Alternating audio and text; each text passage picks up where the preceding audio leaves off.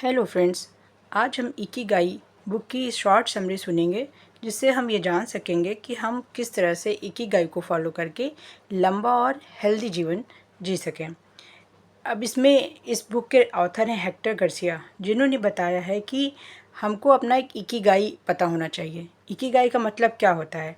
जैसे आप सुबह उठें, जो काम करने में आपको आनंद आए, या आपको पता हो कि आज आपको क्या करना है, वही आपका इकिगाई है कि आपको पता है कि आपको अपने जीवन में क्या करना है। अगर आपको अपना इकिगाई पता है तो आप उसे फॉलो करके लंबा और हेल्दी जीवन जी सकते हैं। अब इन्होंने बताया है कि कुछ अपने इकिगाई को कैसे ढूंढें, कुछ स्टेप्स बताए हैं जिनको फॉलो करके आप अपनी इकिगाई को ढूंढ सकते हैं। पहले उन्होंने बताया कि पैशन, आपको जिस काम को करने में अच्छा महसूस होता है और आप एक्सपर्ट हो गए हैं, वही आपका पैशन है। फिर उन्होंने बताया प्रोफेशन, जिस काम में आप एक्सपर्ट हैं और आपको काम के पैसे भी मिलते हैं, वही आपका प्रोफेशन है। फिर वोकेशन, जिस काम को करने में आपको अच्छा लगता है, पैसे मिलते हैं और दुनिया को भी उस काम की ज़रूरत है। फिर मिशन, जब आप वो काम करते हैं जिसको दुनिया की ज़रूरत है और वो काम करने में आपको अच्छा भी लगता है, तो वो आपका मिशन हुआ। इन्होंने बताया कि आप इन 4 स्टेप को फॉलो करके अपने इकिगाई को ढूंढ लेंगे। और जब आप जो भी काम करें तो हमेशा फ़्लो में करें, मतलब आप जिस काम को करें उसमें एकदम पूरी तरह से डूब जाएं। आपको पता भी ना चले कि आपके आसपास क्या हो रहा है या आपके पास से कौन निकल गया है।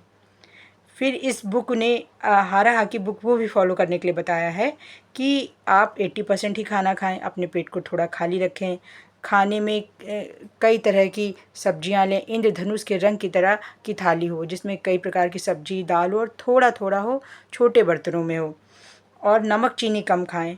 जब ओकिनावा का सर्वे किया गया कि वहाँ के लोग 100 वर्ष की आयु कैसे जी रहे हैं, तो पाया गया कि वो सब इस स्टेप्स को फॉलो कर रहे हैं। फिर इस बुक ने एक मोरेटा थेरेपी भी बताई है, जिसमें बताया गया है कि आप अपने आप को जैसे हैं वैसे स्वीकार करिए, रिलैक्स रहिए, फालतू के विचारों से दूर रहिए, 1 हफ्ते तक अपने आप को भटकाने वाली चीज़ों से दूर रखिए और निगेटिव विचार या फालतू के विचार को अपने दिमाग में मत आने दीजिए। थोड़ा वॉक करिए, ब्रीथिंग एक्सरसाइज करिए, और जब आप थोड़ा इसमें पेशेंट सही होने लगता है तो उसकी एक्टिविटी को बढ़ाया जाता है, उसको नए काम दिए जाते हैं जिसके उसके दिमाग की पावर को बढ़ाया जा सके। और फिर उन्होंने बताया कि आपको इस मोरेटा थेरेपी से पुरानी सोच से बाहर निकाल कर नई सोच में लाया जाता है, जिसमें आपके जीवन का एक पर्पस बताया जाता है, जिसे आप फॉलो करके अपनी लाइफ में आगे बढ़ सकें। फिर वहाँ के लोग जो हैं वो रेडियो टाइसो को भी फॉलो करते हैं। रेडियो टाइसो क्या है कि आप अपनी बॉडी को कुछ ना कुछ मूवमेंट करते रहें, ज़्यादा देर तक एक जगह मत बैठे रहिए। थोड़ी देर बैठने के बाद आप उठ जाइए, थोड़ा टहल लीजिए या पानी पी लीजिए या कुछ भी करिए। और उसके बाद वहाँ पे रेडियो टाइसो एक प्रोग्राम भी चलाया जाता है सुबह शाम। वहाँ पे रेडियो में एक प्रोग्राम चलता है जिससे लोग अपने घरों में या ऑफिस में एक एक्सरसाइज कर सकें। वहाँ पे एक ऑफिस में भी एक रूल बनाया गया है कि आप जब ऑफिस में आएंगे तो रेडियो पर प्रोग्राम चलेगा, जिससे आप थोड़ा सा एक्सरसाइज कर कर अपने आप को फ्रेश महसूस करें। फिर वहाँ के एक डॉक्टर हैं शिकागी हिनोहारा, जिन्होंने 105 साल तक अपना लंबा जीवन जिया और आखिरी समय तक पेशेंट की सेवा की। तो उन्होंने दुनिया को ये एक एग्जाम्पल सेट किया कि आप इन सब सारे स्टेप्स को फॉलो करके आप भी लंबा जीवन जी सकते हैं।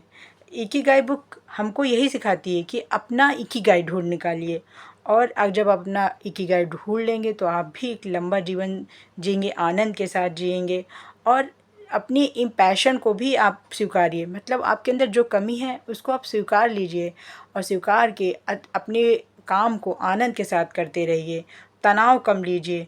जब आप अपने काम को आनंद के साथ करेंगे, आपको आपके जीवन का पर्पस पता चल जाएगा, तो आप लंबा जीवन और सुखी जीवन और हेल्दी जीवन जिएंगे।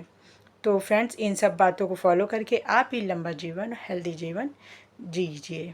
धन्यवाद फ्रेंड्स।